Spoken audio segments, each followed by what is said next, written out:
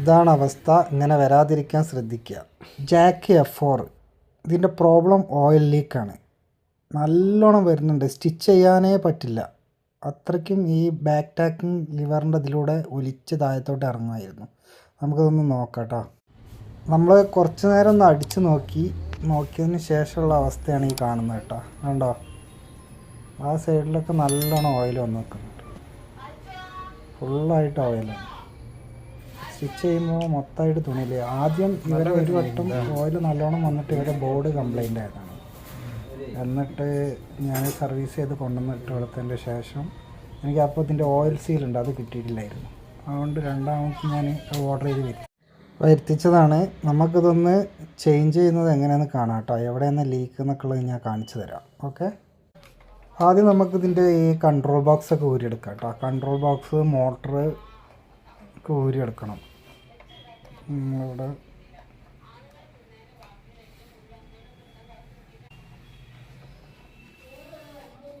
ബാക്ക്ഗ്രൗണ്ടിൽ short film എന്തോ കാണുന്നുണ്ട്, അതാണത്. കറക്റ്റായിട്ട് ബോർഡ് ഊരിയതിന് ശേഷം പിന്നെ മോട്ടർ ഊരണം കേട്ടോ. അയച്ചു കഴിഞ്ഞാൽ അതുപോലെ ഉണ്ടാവും. ഇനി നമുക്ക് ആ മാഗ്നറ്റ് ഉണ്ട്, അത് ഊരിയെടുത്തണം. ഇതാണ് ഇവിടെയൊക്കെ ഇതിൽ കൂടെ എങ്ങനെയാണ് ഒലിച്ചിറങ്ങുന്നത് കേട്ടോ. അതിലൂടെ എങ്ങനെ ഒലിച്ചിറങ്ങുന്നത് നമുക്ക് മാഗ്നറ്റ് ഊരാം. ഈ കാണുന്നതാണ്, ഈ ബ്ലാക്ക് കരുത്തിൽ റൗണ്ടിൽ കാണുന്നതാണ് ഓയിൽ സീല്. മറ്റേ കമ്പിയില്ലേ, അതാണ് നമ്മുടെ ഷാഫ്റ്റ്. അവിടെയാണ് മോട്ടറൊക്കെ ഫിക്സ് ചെയ്യേണ്ടത്. അപ്പോൾ ഇതിലൂടെയാണ് ഓയിൽ ഇങ്ങനെ വരുന്നത്. അപ്പോൾ അത് ഓയിൽ വരാൻ കാരണം എന്താ വെച്ചാൽ നമ്മുടെ oil tank correct oil change ചെയ്യില്ല. അതിൽ കുറേ കച്ചറ ഉണ്ടാവും, അത് മേലോട്ട് കയറി വന്ന് ഇതിൽ കിടന്ന് അടിയും. അങ്ങനെയാണ് ഇതിലൂടെ ലീക്ക് വരുന്നത് കേട്ടോ. അപ്പോൾ നമുക്ക് കണ്ട തിരിച്ചു നോക്കിയപ്പോഴേ ഓയിൽ വന്നു. ജസ്റ്റ് കൈയേറ്റൊന്നിങ്ങനെ തിരിച്ചപ്പോഴേ ഓയിൽ വന്നു. അപ്പോൾ നമ്മൾ സ്റ്റിച്ച് ചെയ്യുമ്പോൾ എന്തും പോലെ വരും ഓയിൽ. കണ്ടോ കയ്യിലൊക്കെ കണ്ടില്ലേ, ആ ഓയിൽ സീല് ഊരിയപ്പോൾ ഉള്ള അവസ്ഥയാണിത്. കണ്ടോ, മൊത്തമായിട്ട് കച്ചറ നടഞ്ഞ്. കണ്ടോ, ഇതാണ് ഇതിൻ്റെ അവസ്ഥ. ഇതുകൊണ്ടാണ് ഓയിൽ ഇങ്ങനെ പുറത്തോട്ട് തള്ളും. ഇവിടെ ഒരു ഹോളുണ്ടാവും, വന്നിട്ട് ആ ഹോളിലൂടെ ഇറങ്ങി പോകേണ്ടതാണ് ഓയിൽ. പക്ഷേ ആ ഹോൾ അടഞ്ഞതുകൊണ്ട് പുറത്തേക്ക് തള്ളും. അതാണ് കച്ചറ. ഇത് നമ്മുടെ ഫിൽറ്ററിലൂടെ മേലോട്ട് കയറി വരുന്നതാണ് ഈ കച്ചറ.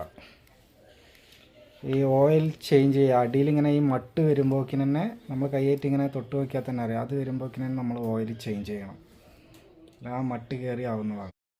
അപ്പോൾ നമ്മൾ ക്ലീൻ ചെയ്തു കേട്ടോ. ക്ലീൻ ചെയ്തു. ഇതാണ് പഴയ ഓയിൽ സീല്. പഴയ ഓയിൽ സീലിൻ്റെ അവസ്ഥ ഉണ്ടാവും. ഇത് ഞാനിപ്പോൾ പുതിയ ഓയിൽ സീൽ നമ്മൾ ഓർഡർ ചെയ്ത് വന്ന സാധനമാണ് കേട്ടോ. ഇത് നമ്മളിപ്പോൾ ഇതിൽ ഫിക്സ് ചെയ്യണം. പിന്നെ ഈ ഓയിൽ സീൽ വാങ്ങുമ്പോൾ ശ്രദ്ധിക്കേണ്ടത് ഒറിജിനൽ തന്നെ വാങ്ങുക. ലോക്കൽ വാങ്ങിക്കഴിഞ്ഞാൽ ഇതിങ്ങനെ വെക്കുമ്പോൾ ടൈറ്റായിട്ട് നിൽക്കണം. ഇല്ലെങ്കിൽ അതിലൂടെ വീണ്ടും ഓയിൽ ചെറുതായിട്ട് വരാനുള്ള സാധ്യത. ഇതുപോലെ ടൈറ്റായി നിൽക്കണം കേട്ടോ. നല്ല കറക്റ്റ് വെച്ചതിന് ശേഷം അത് ഞാൻ ഫിറ്റ് ചെയ്തതിന് ശേഷം അതിൻ്റെ മുകൾ ഭാഗത്തൊന്ന് നമ്മുടെ സിലിക്കോണിൻ്റെ ജെല്ലുണ്ടല്ലോ, അതൊന്ന് ജസ്റ്റ് ഒന്ന് അപ്ലൈ ചെയ്ത് കൊടുത്തിട്ടുണ്ട്. മോട്ടർ ഫിക്സ് ചെയ്തു കേട്ടോ.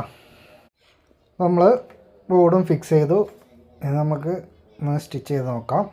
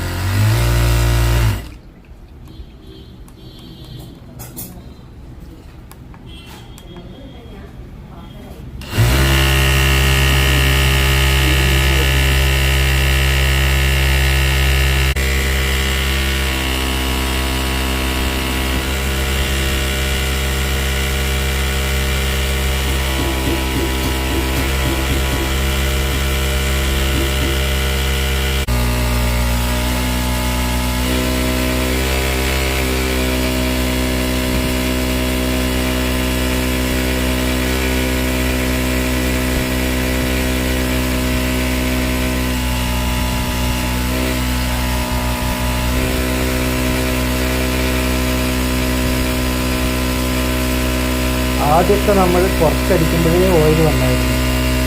അപ്പോൾ